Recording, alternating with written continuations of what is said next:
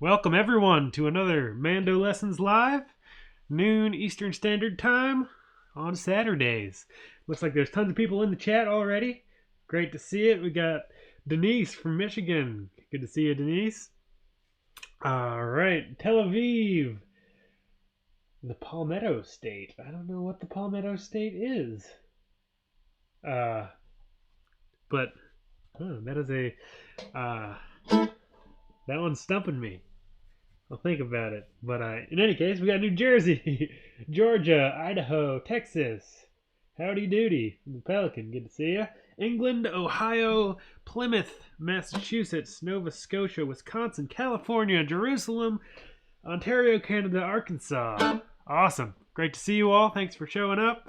See some familiar faces, familiar names anyway, and some new ones. So if you haven't been here before, for about an hour on whenever I can make it on a Saturday, I like to do these pretty wide open, try to keep things nice and casual.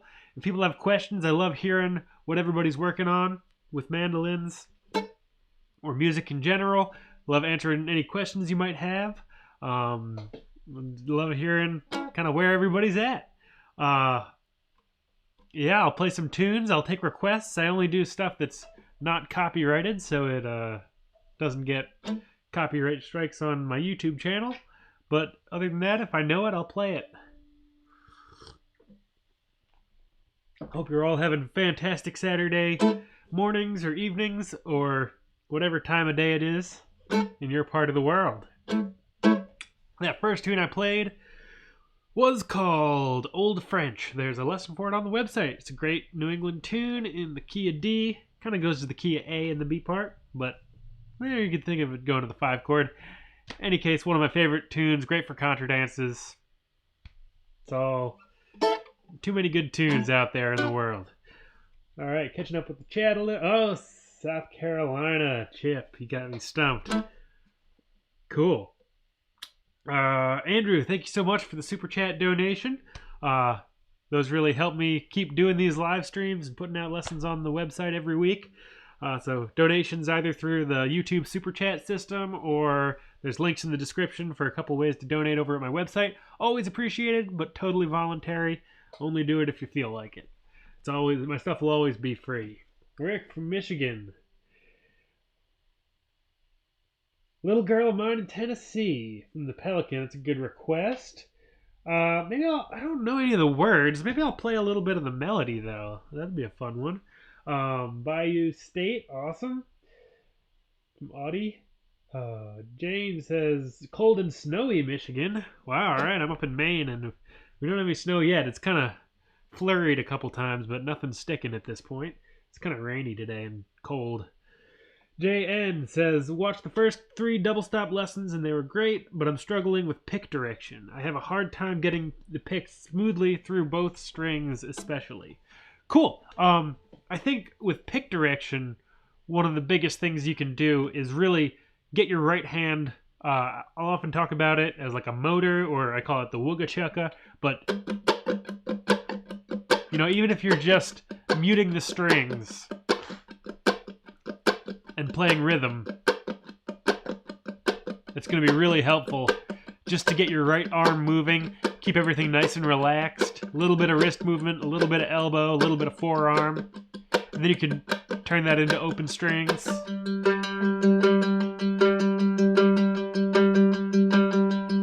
And then you can turn it into 2 sets of strings. Then you can maybe play a little scale on the higher string.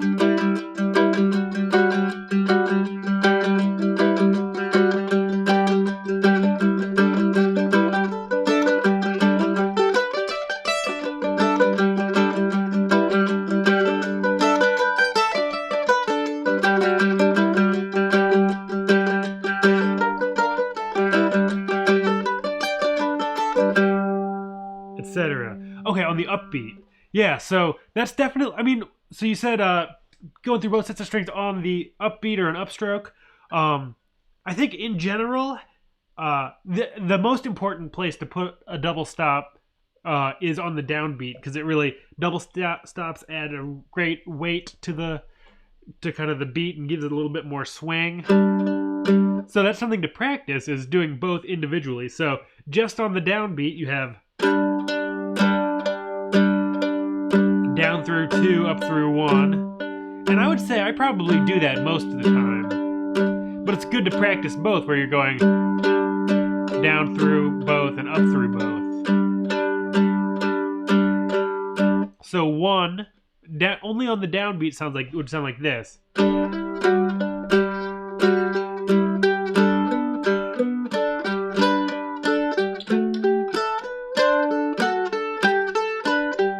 So kind of a dugga, dugga, dugga, dugga. So it gives that downbeat a little more heft.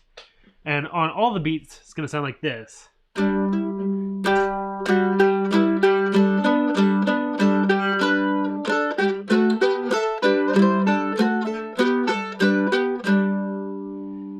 Etc.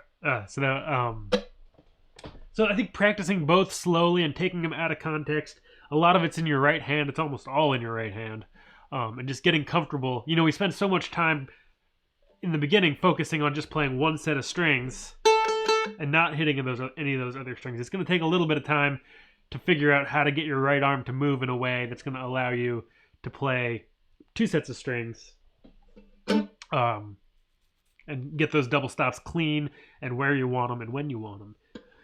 Hope that's helpful. But nice work on getting through those first 3 lessons of the double stop series.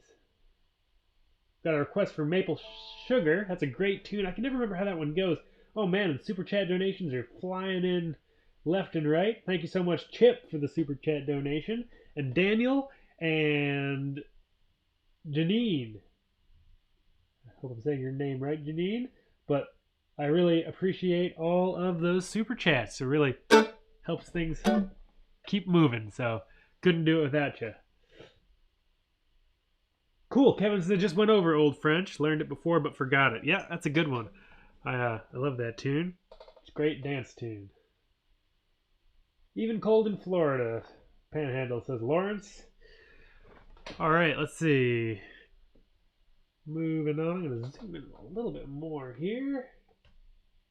I'm sitting a little farther away from my screen than normal. Having trouble reading all these chats. Covering Bass says, I don't have my mandolin today. It's in the shop.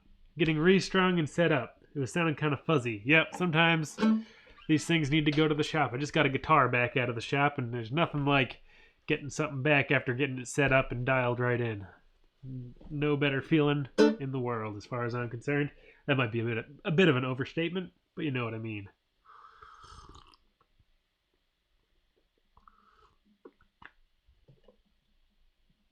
Have Dog Will Travel says, I'm having trouble with any notes that are fretted on the 5th fret, 3rd finger. The notes aren't clear and muting the next string. Any lessons to help with that? I don't think I have any specific lessons, but what I'll say is, you know, just kind of, again, like I was saying with the double stop, slowing down and really zoom into the other screen here. So you're talking about like this.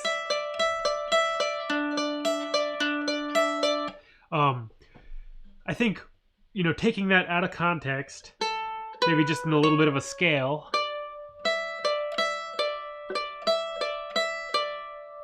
and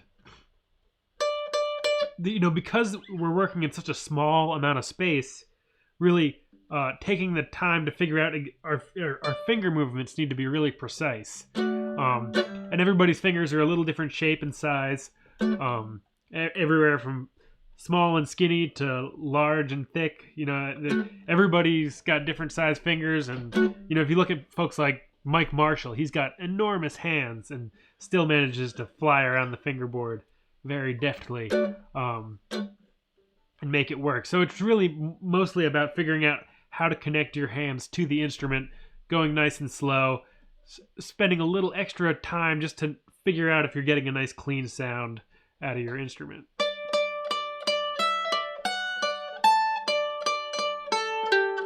Maybe a little exercise like this would be helpful. I'm just kind of making this up as I go.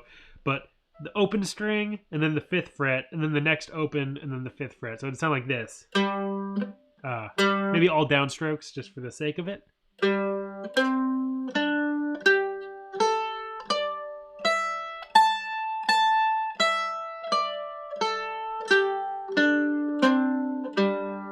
And then downs and ups.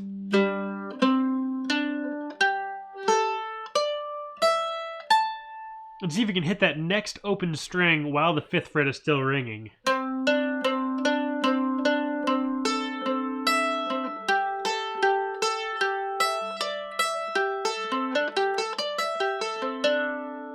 Not the most musical example, but could help you out. All right, let's see. I hope that's helpful.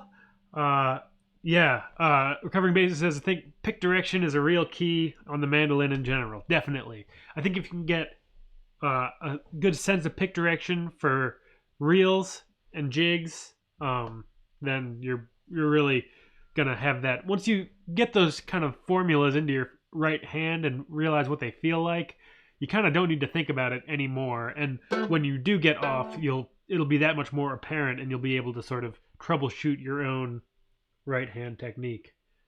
And there are lessons in the technique and fundamentals section of my website about pick direction for those two kinds of tunes.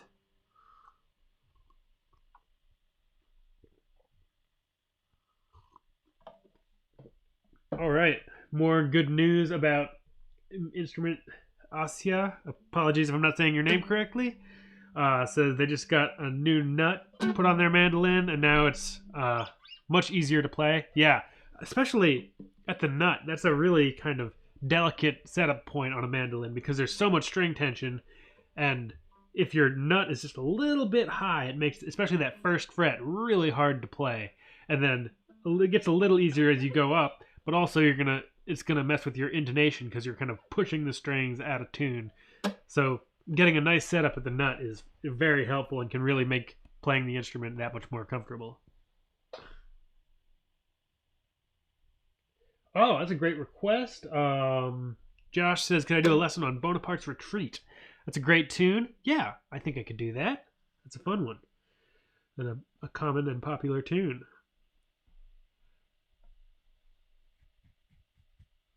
JN says, you come to the Northwest anytime, maybe for a fiddle camp or something. I'd love to. I'm actually going to be out in Portland, Oregon a little bit this Christmas, but not doing any gigs or anything. But I'd love to get out there and do like fiddle tunes, Port Townsend, things like that. Yeah, I've never done much playing out there, but it's a nice part of the world that I'd love to get out to at some point. Kevin requests Kid on the Mountain. That's a great tune. I'm pretty sure there's a lesson for it on my website. Can you play a little bit of it? Sure. Also, can you show the backing chords as I struggle with chords on the mandolin? Yeah, I'll zoom in a little bit here and play a little Kid on the Mountain.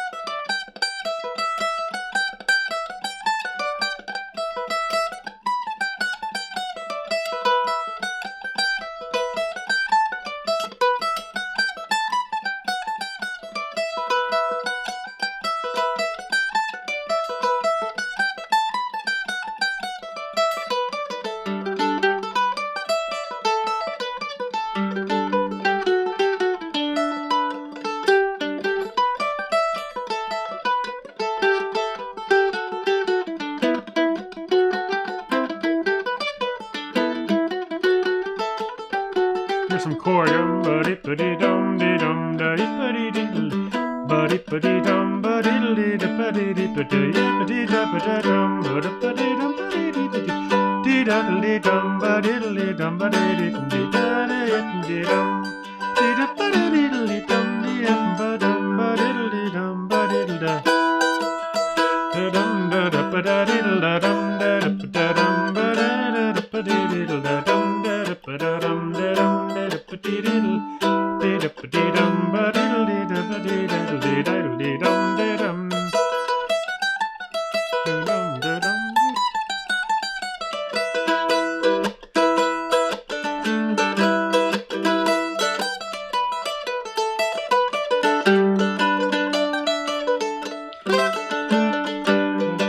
So that fifth part,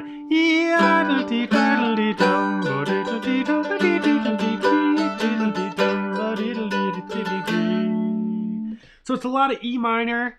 Sometimes I'll do this 4 and 2 just as a double stop as my E minor, and then D 2 and open. It's a little cleaner.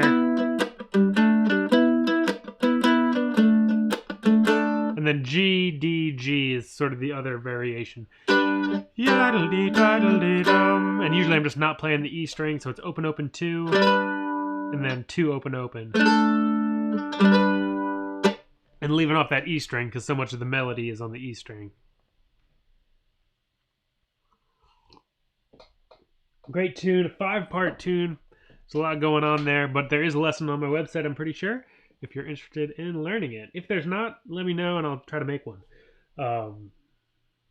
Continuing on, all right, all kinds of requests. Turnaround lick in F sharp for the key of B. Oh, okay, I see what you're saying. So like a 5-chord turnaround. So if we're in the key of B, let's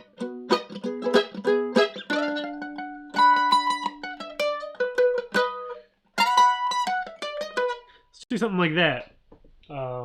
Get back in the close view. So we're in the key of B.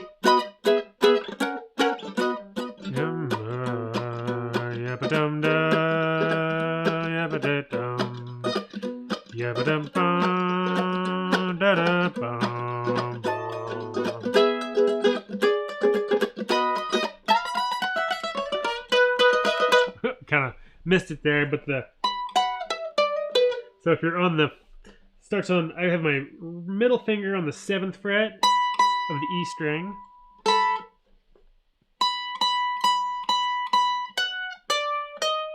So we have 7, 7, 7. So 4 of those.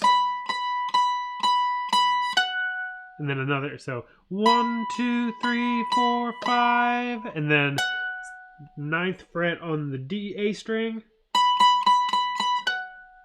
And then pointer finger slides from 5th to 6th. And then 9th fret on your D string. Kind of Bill Monroe bluesy little 5-chord lick. So if the chords are going, then we're going 4. You can do it either way. You can either start on that or that might be even really more of a 5-chord lick there. Starting on that 9th fret. Oops. 9, 9, 9, 9, 7, 5, 6, 9. Something like that. Hope that's helpful. All right, hello from Plymouth, UK. Kevin, thanks for joining us. Got a request for Uncommon Ground. Got a request for Blackberry Blossom. Maple Sugar. I wish I wish I could remember how that tune goes. It also might be copyrighted. Is that a Don Messer tune? It could be traditional. I have to look that one up. That's a great tune. If it's traditional, I'll definitely make a lesson for that.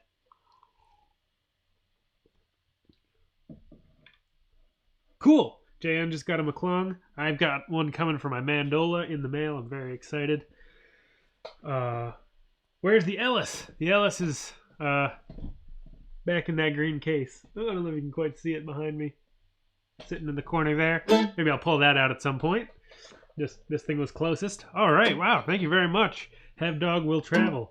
Appreciate the very generous super chat donation.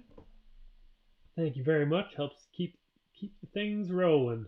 All right. It looks like there's over 50 people here. It's always great to see. Keep the chat moving. That's what I love. Seeing lots of energy and questions coming through.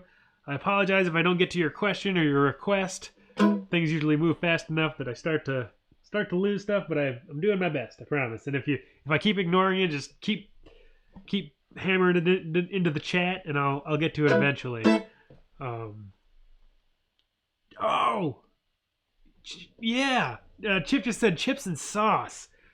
I can't remember how that tune go. I learned that tune in Ireland this spring.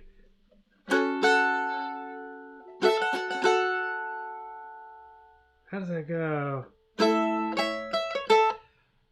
Old Cowbell. I used to know that one too. Another great A tune. Red Rocking Chair. I'll play a little Red Rocking Chair. So I've got, let's see, Uncommon Ground, Blackberry Blossom, Red Rocking Chair. I'm going to get to those before I forget any of these. So On Common Ground is a tune and a waltz that I wrote. I'm pretty sure there's a lesson for it on the website. I think there's actually a lesson and then a double stop lesson. I can't quite remember, but there might be a couple lessons about this tune on my website. I'll zoom in a little.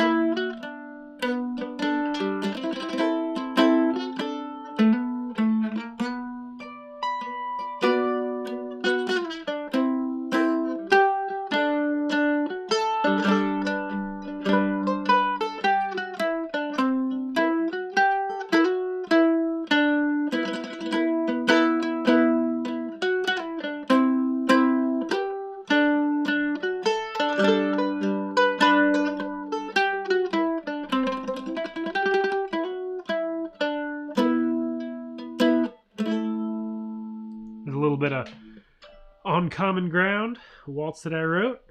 Sorry, I'm not playing these more, but if I got so many requests, I want to try to get through them all. A little Blackberry Blossom going right into the next one.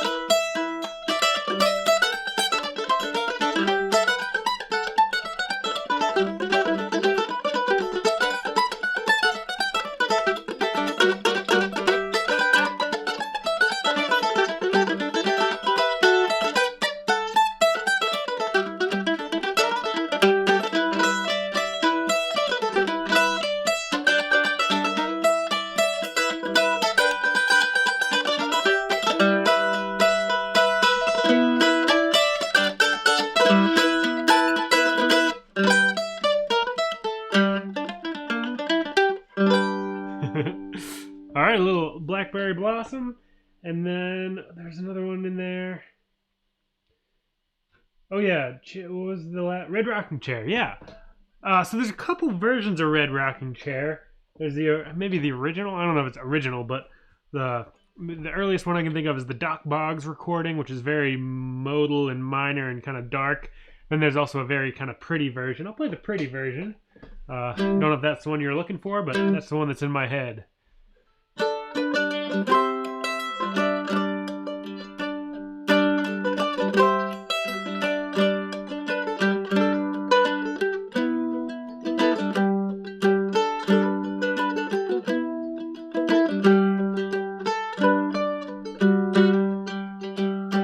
Well, I ain't got no use. Ain't got no use for the red rocking chair. Got no honey baby now. Got no sugar honey baby now.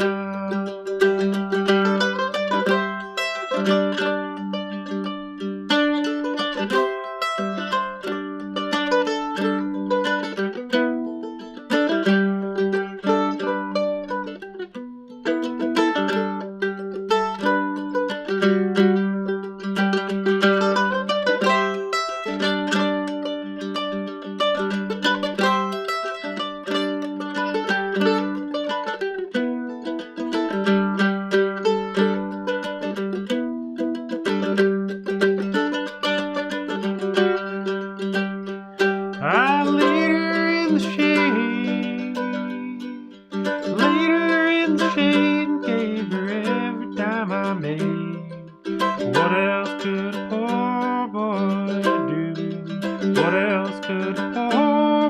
would do.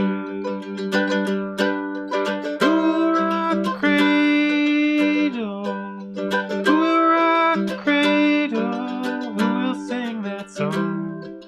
Who will rock the cradle when I'm gone? Who will rock the cradle all night long?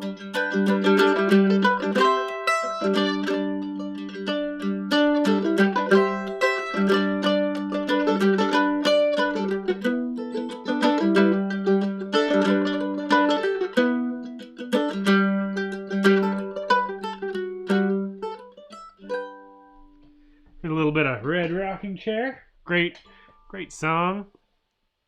The other one, I don't know if I'm going to be able to. I got no use for that red rocking chair.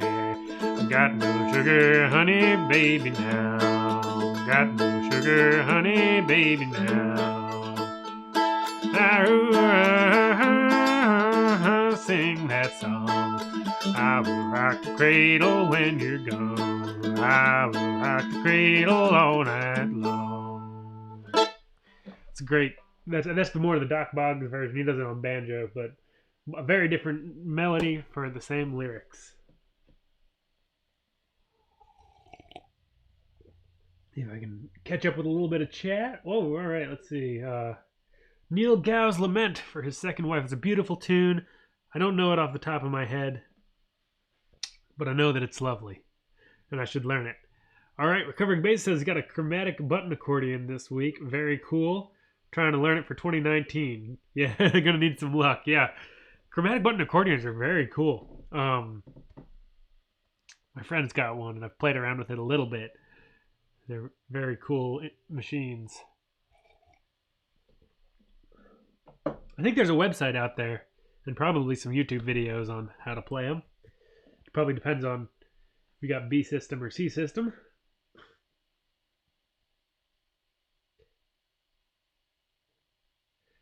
Jane's got a great question. She says, any tips for making a hammer-on louder? Yeah. I've got... Let me just make sure I'm still doing everything here. Yeah. So I've got some lessons in my technique and fundamentals section of my website that talks a little bit about this, but I'll go over it quickly because it's a very common question. Zoom into my close-up view here. I think the thing to keep in mind is a lot of it comes from like the repetition of just like practicing a lot of hammer-ons. And the way that I kind of think about it is if you're taking a big pot of water and pouring it into a little mug, or, you know, like pouring something out of a big container into a little one, you know, if you pour not enough, you're going to like drip water all over the place. And if you pour too much, you're going to just like flood the house with water. But there's a certain level of like certainty of like, okay, I know I need to do this and I need to go fast but not too hard, and getting that right level. And I think it's the same sort of feeling with hammer-ons. And you really need to be nice and I don't know quite what the word I'm looking for is here. You need to be confident in your left hand placement. So you're gonna come in and don't be afraid to really just kind of like dig into the instrument a little. You don't want to hurt yourself. You know, there's a certain level at which pushing harder is not going to help you, but you need to be very assertive and just kind of get right on that fret. And if you come in too cautiously, you're not going to get that sound. So if I come in too slow, it's going to mute most of the sound. But if I come in and really just go bang and hit that fret,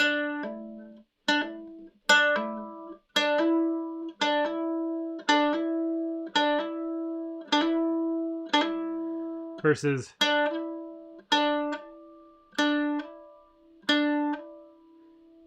you got to come in hard to it, because any time that you're putting your finger on the string, between when your finger hits the string and when the string hits the fret, that's just going to mute the sound. So if you put your finger down and don't get your finger all the way to the fret, it's just going to mute. But if you can do it quick enough to get to the fret, push it all the way into the fret before you lose all the vibration of the string, That's where that hammer-on's coming from. Hope that's helpful. Oh, Jan says, do any Christmas music? You should do a Christmas mandolin music album. That would be fun. I don't know that much Christmas music. I get a lot of requests to do like Christmas lessons on Christmas tunes. A lot of them are copyrighted, and that sort of, and also a lot of them are just complicated. There's a lot of strangely complicated Christmas music out there, but it's nice, and I've thought about it, and maybe at some point I'll get to it.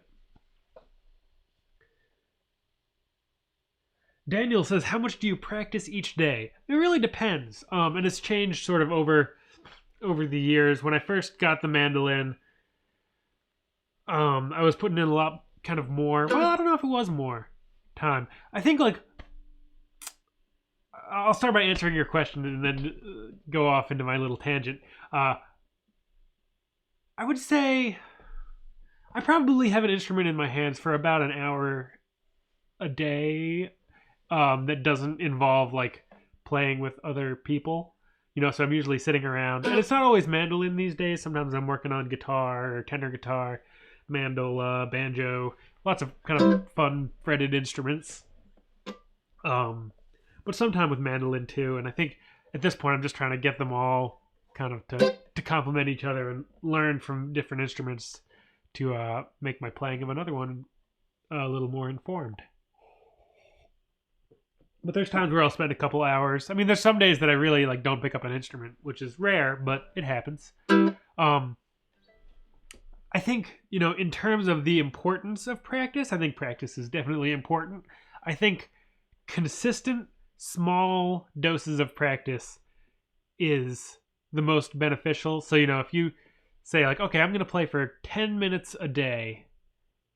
If you have the option between playing for 10 minutes 7 days a week or 70 minutes on the weekend, or even like 2 hours on the weekend but not the rest of the week, take the 70 minutes, take the 10 minutes a day. Just by picking up the instruments a couple times a day or once a day is really going to be so much better for your playing and your ability and your skills on the instrument to have that consistency happen versus it's the equivalent of like cramming for a test. If you don't touch the instrument for a week and then you play a bunch on the weekend, you're just going to tire yourself out. You're probably going to be a little more frustrated versus picking up the instrument and being like, look, I'm just going to play this for a couple minutes, and as soon as I get tired or bored or frustrated or have something else to do, I'm going to put it down. And that 10 minutes could be over in 10 minutes, or it could be like 45 minutes later. You're like, oh, cool, I'm still playing this thing. Kind of maximizing the amount of enjoyment you're getting out of it. So if you really hate practicing scales, I would say don't practice scales. Do whatever you enjoy the most, because it's just going to translate to more time with the instrument in your hands and more excitement on your end and more fun. And I think my number one rule for music is have as much fun as possible. That's what it's all about. See if I can catch up. Oh, where am I? So Greg says, what was he playing right then? What was I playing? I played a couple tunes. I played my waltz on Common Ground, then I played Blackberry Blossom, and then I played Red Rocking Chair. Recovering Bassist, thank you so much. And Robert Henold as well. Thank you so much for the Super Chat donations. I really appreciate it. Helps me keep doing these things. Yellow Rose Farm, good to see you here. Have I had a chance to look at Morrison's jig yet? I haven't. No, it's been a busy couple weeks. I have not spent a whole lot of time looking at new tunes, but it's on my list. It's near the top of my list, and hopefully in the next batch of tune lessons, I'll get it out there. Yarmouth Reel, another one I didn't get the chance to take a look at. Cool, Recovering Bassist, got a B system chromatic. Oh yeah, Little Girl I'm out in Tennessee. I can do, Kia A, no problem. Cool, Diane, thank you so much for the Super Chat donation. Wow, you're really rolling in today. I really appreciate it from everyone. I'll do a little, okay, G. You want me to do it in G? Sure. All right, let's see. Little Girl I'm out in Tennessee.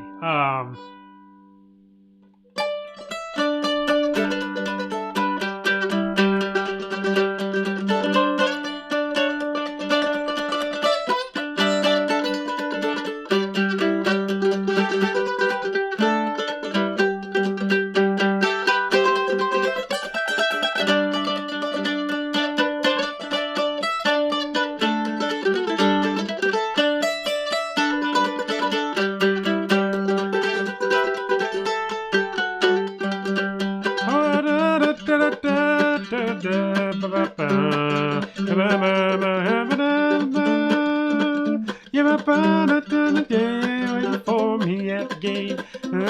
Girl of mine in Tennessee. That little girl of mine in Tennessee. I know she's waiting there for me. One day I'll settle down in that little country town. Little girl of mine in Tennessee. I don't know any of those words. I feel like I got like 10% of the words out there. Great melody, great song, done by a bunch of people over the years. A good classic. Tennessee Waltz is a good one. That one might be copyrighted. Might not be, but I will maybe look that one up before I'm doing it. I'm pretty sure that one's copyrighted because I've looked it up in the past. Do I play fiddle as well? I don't. I played fiddle for a little bit, but I found it really uncomfortable for my elbow. It kind of like stressed out a lot of my tendons and things and made my body not feel so good. So I kind of put it down, but thought about picking it back up and giving it another try. I feel very lucky because I get to play with there's a bunch of great fiddle players in my neck of the woods, and I get to play guitar or mandolin or banjo with them. And so I get to hear a lot of great, oops, I'm still on the close one. I get to hear a lot of great fiddle players, but I haven't put too much time into it myself. It's a great instrument, but at this point I'm mostly just a frets player. Jan says, how about a little tenor guitar or octave mandolin? Yes, that I can do. I've been asking for a couple weeks, and I've got one sitting right next to me here. Let's do a little bit of that. Ooh. There's a tenor guitar. So I tune the tenor guitar a little different from mandolin. It's pretty much the same, but it's G, D, A, and then D instead of an E on top. Or so the highest pitch string is a D instead of E.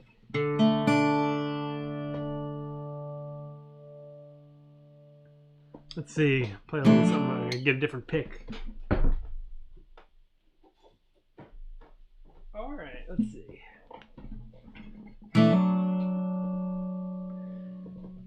I'll play a tune called Charlie's March. It's in the key of F. So on this thing, what I do is I mostly play out of the key of D and G. And if I need to play in a different key, I'll use a capo so I can retain those nice open drony strings. So I'm going to capo to the 3rd fret and then play out of the key of D. So we have D, E flat, E, F.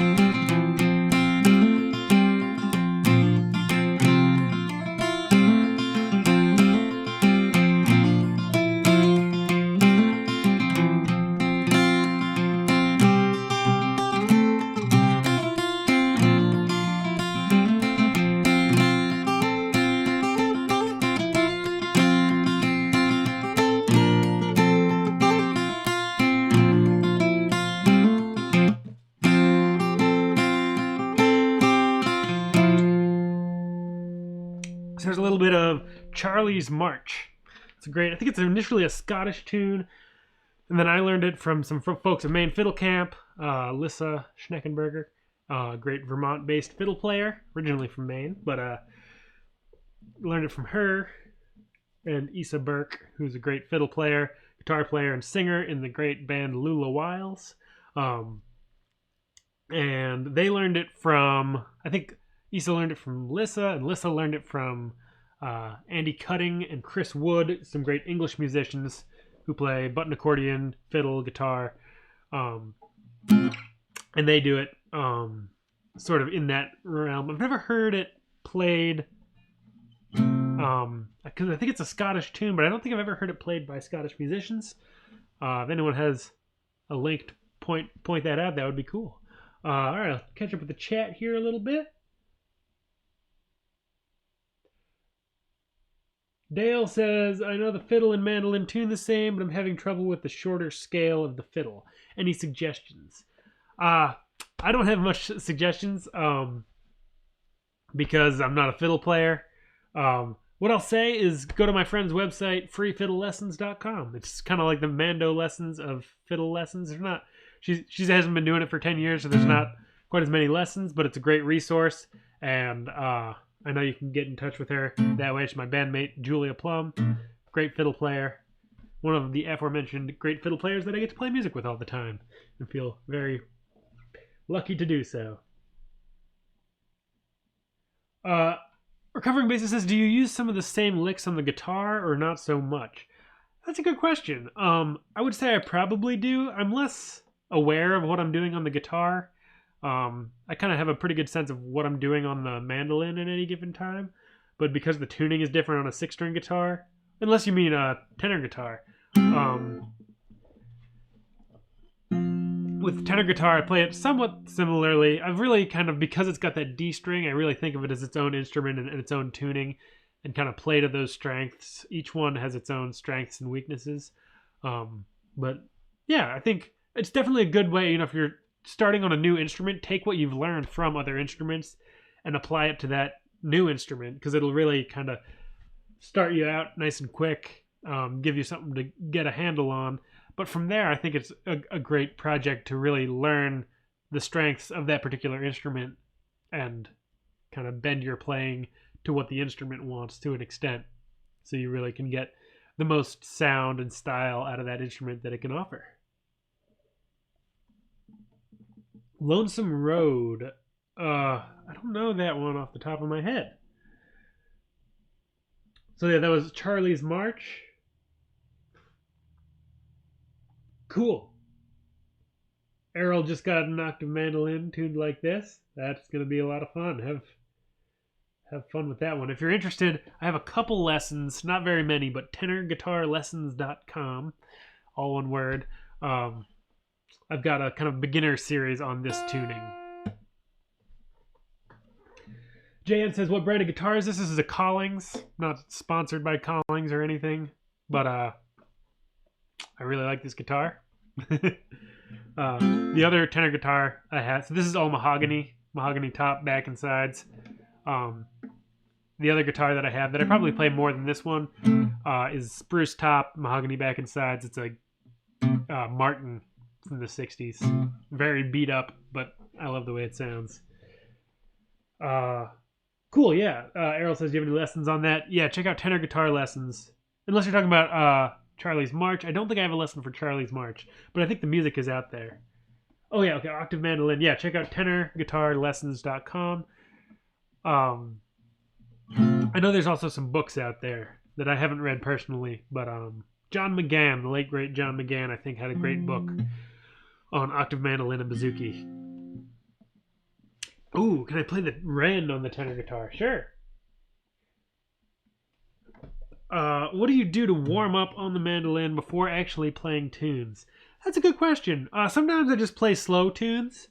Sometimes I'll just noodle around. I love noodling. Probably more than I should. But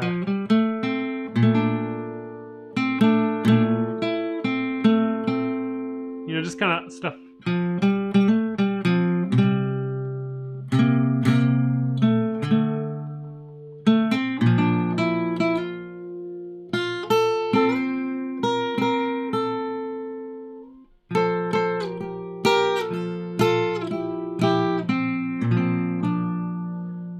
really kind of working on my right hand, getting kind of finding the sweet spot on the instrument, getting as good of a tone out of the thing as I can.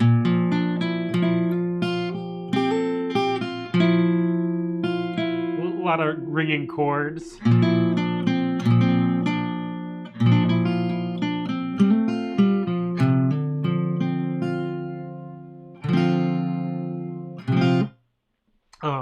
Do that kind of stuff, and then I'll play some like mellow tunes.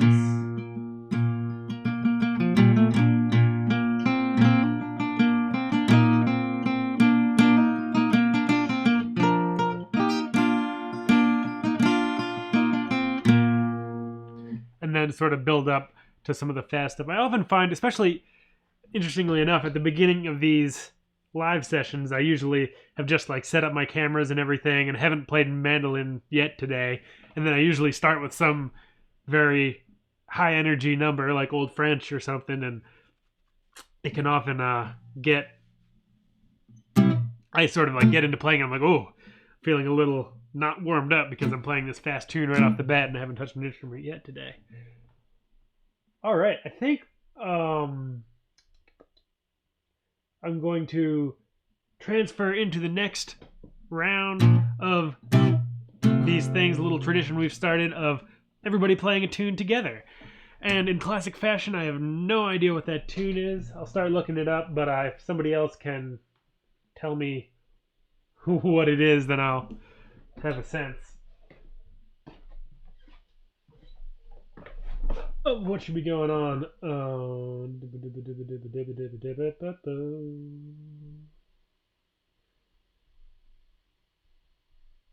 Golden Slippers, thank you, Denise. Great tune in the key of G. A classic. So yeah, the way Have Dog Will Travel says, how long have you played the mandolin? I started playing around the year 2000, and I pretty much used the year 2000 because it's easy to count from at this point, but it might have been 1999. So yeah, 18 or so years, somewhere in there.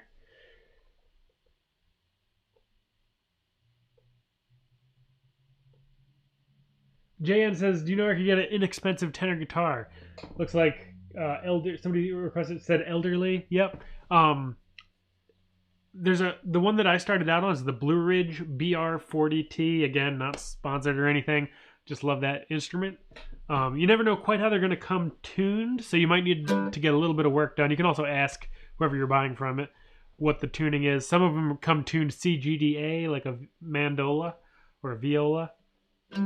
So you might need to like widen out the nut slots. You might not to get it down to GDAE or GDAD.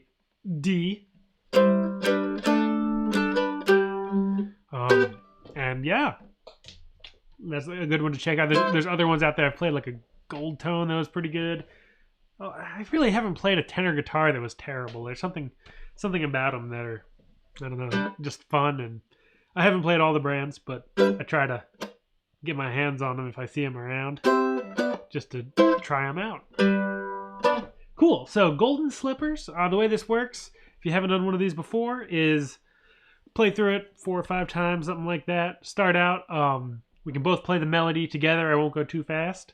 And then I'll play the chords. You can play the melody. Then I can play the melody while you play the chords.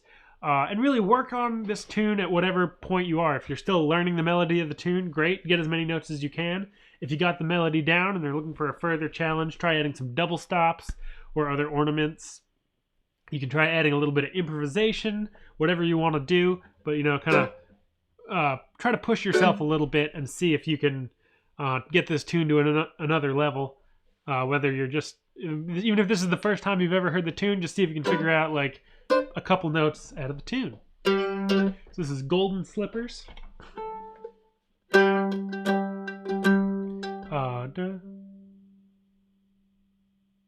Oh yeah.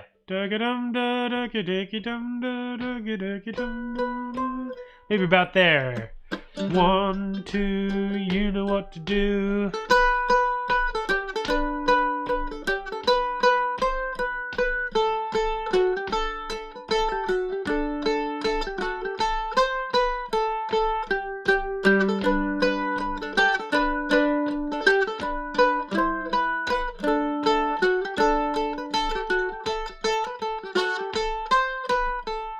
B part.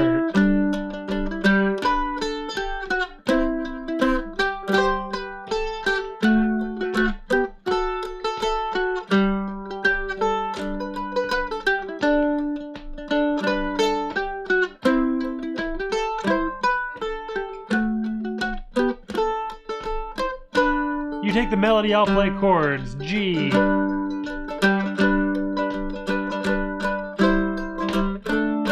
D.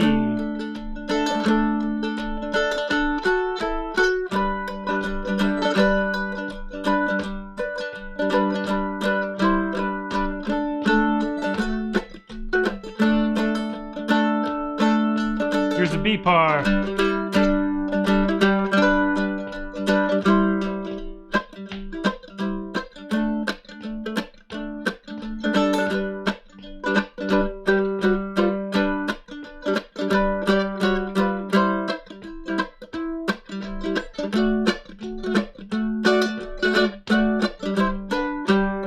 You play chords.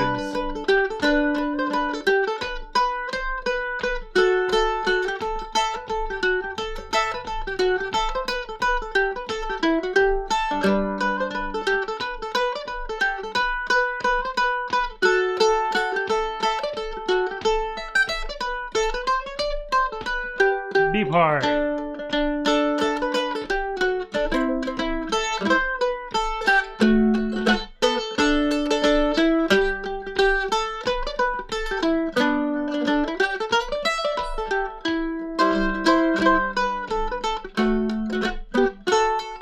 Let's both play the melody together. I'll play harmony.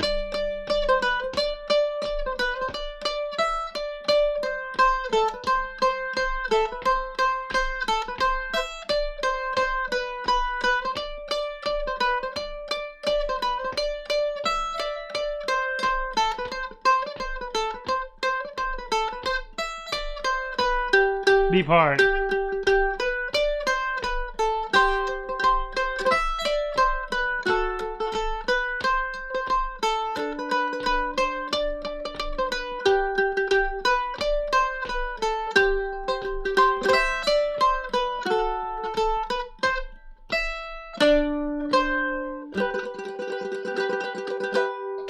All right, there it is. A little bit of Golden Slippers, a great tune. And now's the time that we get to figure out what we're going to do next week so I can forget until next week. So if you have any requests, throw them out there. Preferably something that I've got a lesson made for on my website so people can learn it. Oh, got one for the Wren. That's a great choice. Yeah, something that's not too hard, something that's got a lesson, and yeah, we can all work on that, try to get it to a new space. Oh, so many good choices out there. I might have to just like eeny, meeny, miny, moe it. Let's see. All right, Out on the Ocean. Have we already done Out on the Ocean? I can't remember. And then maybe the Wren after that, because that's a great tune. Unless we've already done Out on the Ocean, but let's just because I just kind of randomly pointed at one. But then maybe the Wren. Keep requesting the Wren. It's a great. All these are great choices, so keep requesting them. We'll get to them eventually. So yeah, whatever I just said. Out on the Ocean, a great Irish jig. Sounds like this.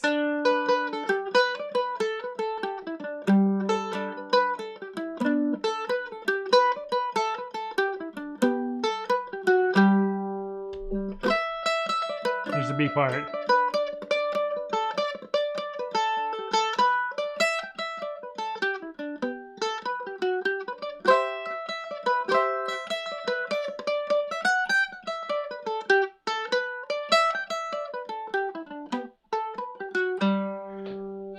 Great tune. So let's work on that one for next week. And again, apologies if I didn't pick your choice this week.